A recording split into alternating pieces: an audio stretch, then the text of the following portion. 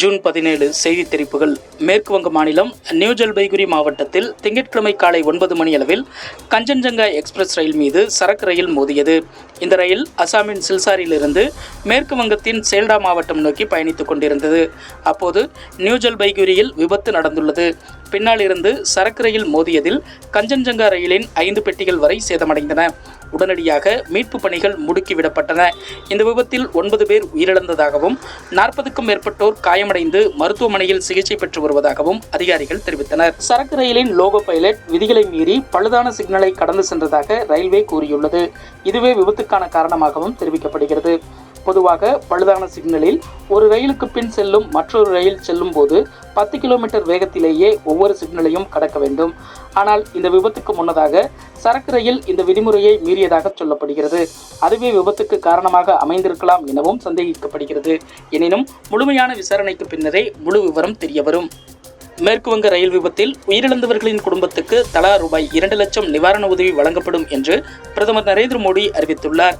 இந்த விபத்து குறித்து குடியரசுத் தலைவர் திரௌபதி முர்மு, குடியரசு துணைத் தலைவர் ஜெகதீப் தன்கர், பிரதமர் நரேந்திர மோடி உள்ளிட்டோர் இரங்கல் தெரிவித்துள்ளனர். கடந்த 10 ஆண்டுகளில் மோடி அரசு ரயில்வே அமைச்சகத்தை மிகவும் தவறாக நிர்வகித்து வந்துள்ளது.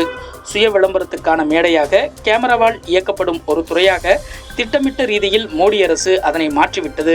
ஒரு பொறுப்புள்ள எதிர்க்கட்சியாக இதனை சுட்டிக்காட்டுவது எங்கள் கடமை என்று கருதுகிறோம். இந்த அப்பட்டமான யதார்த்தத்தின் மற்றொரு நினைவூட்டலாகவே இந்த சோக சம்பவம் இருக்கிறது. எங்கள் மீது குற்றம் காணாதீர்கள். நாங்கள் எங்கள் கேள்விகளை தொடர்ந்து முன்வைத்துக் கொண்டே இருப்போம். மேலும் இந்திய ரயில்வேயை கைவிட்ட குற்றத்தை இழைத்த மோடி அரசை அதற்கு பொறுப்பேற்க செய்வோம் என்று காங்கிரஸ் தலைவர் மல்லிகார்ஜுன கார்கே தனது எக்ஸ் தளத்தில் பதிவிட்டுள்ளார். இதுபோன்ற விபத்துகளுக்காக அமைச்சர் பதவியை ராஜினாமா செய்த வரலாறு எங்கள் கட்சிக்கு உண்டு. அதுபோன்ற ஒரு முன் உதாரணத்தை படைத்தவர்கள் நாங்கள். விபத்து நடந்த இடத்துக்கு ரயில்வே அமைச்சர் செல்வது என்பது அவரது கடமை. ஆனால் இதுபோன்ற விபத்துகள் ஏன் அடிக்கடி நடக்கின்றன என்று காங்கிரஸ் செய்தி தொடர்பு பிரிவின் தலைவர் பவன் கெரா கேள்வி எழுப்பியுள்ளார். ஜார்க்கண்டின் மேற்கு சிங்பூம் மாவட்டத்தில் திங்கட்கிழமை காலை நடந்த என்கவுண்டரில் 4 மாவோயிஸ்டுகள் கொல்லப்பட்டனர். 2 தினங்களுக்கு முன்னர் சத்தீஸ்கரின் நாராயண்பூர் மாவட்டத்தில் 8 மாவோயிஸ்டுகள் கொல்லப்பட்ட நிலையில் ஜார்க்கண்டில் இந்த என்கவுண்டர் நடந்துள்ளது. மனிதர்கள் அல்லது AI மூலம் ஹேக்கிங் அச்சுறுத்தல் இருப்பதால் மின்னணு வாக்குப்பதிவு இயந்திரங்களை ஒழிக்க வேண்டும் என்று EVM இயந்திரங்கள் குறித்து டெஸ்லா CEO எலன் மஸ்க் வெளியிட்ட எக்ஸ் பதிவு இந்தியாவில் விவாதத்தை ஏற்படுத்தியுள்ளது.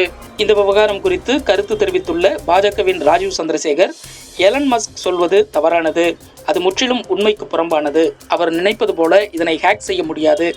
உலகில் பாதுகாப்பான எலக்ட்ரானிக் அல்லது டிஜிட்டல் தயாரிப்பு எதுவும் இருக்க முடியாது என சொல்லுவது எப்படி இருக்கிறது என்றால், டெஸ்லா கார்கள் அனைத்தையும் ஹேக் செய்யலாம். வானூர்தி, ராக்கெட், கால்குலேட்டர் போன்றவற்றை ஹேக் செய்யலாம் என சொல்வது போல உள்ளது என தெரிவித்துள்ளார். இதுகுறித்து காங்கிரஸ் மூத்த தலைவர் ராகுல் காந்தி வெளியிட்டுள்ள எக்ஸ் பதிவில், ஜனநாயக நிறுவனங்கள் கைப்பற்றப்படும் போது மக்களுக்கு இருக்கும் ஒரே பாதுகாப்பு வெளிப்படையான தேர்தல் முறை மட்டுமே. வாக்குப்பதிவு இயந்திரம் தற்போது கருப்பு பெட்டியாக உள்ளது. வாக்குப்பதிவு இயந்திரங்கள் மற்றும் அவற்றின் செயல்முறைகளின் முழுமையான வெளிப்படைத்தன்மையை தேர்தல் ஆணையம் உறுதி செய்ய வேண்டும் அல்லது அவற்றை ஒழிக்க வேண்டும் என்று குறிப்பிட்டுள்ளார். சாதி மறுப்பு திருமணம் செய்து வைத்தமைக்காக எங்களது அலுவலகத்தை மிக கடுமையாக தாக்கியுள்ளார்கள். சாதி மறுப்பு திருமணம் செய்பவர்கள் எங்களை தேடி வந்தால் நாங்கள் பாதுகாப்பு கொடுப்போம். நெல்லை CPM அலுவலகம் மீது தாக்குதல் நடத்தியவர்கள் மீது நடவடிக்கை எடுக்க வேண்டும்.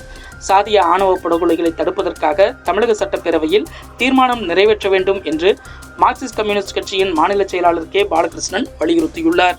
சசிகலாவும் அவரது குடும்பமும் ஜெயலலிதாவால் வெளியேற்றப்பட்டவர்கள்.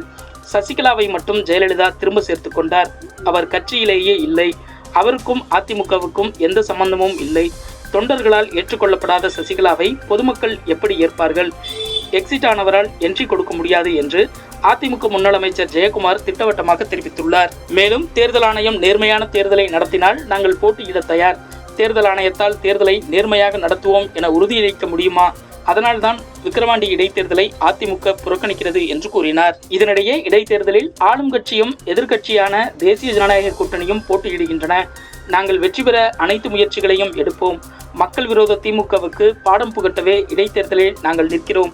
மற்ற கட்சிகள் போட்டியிடவில்லை என்பதற்காக அவர்களை பிடித்து இழுத்து வர முடியாது.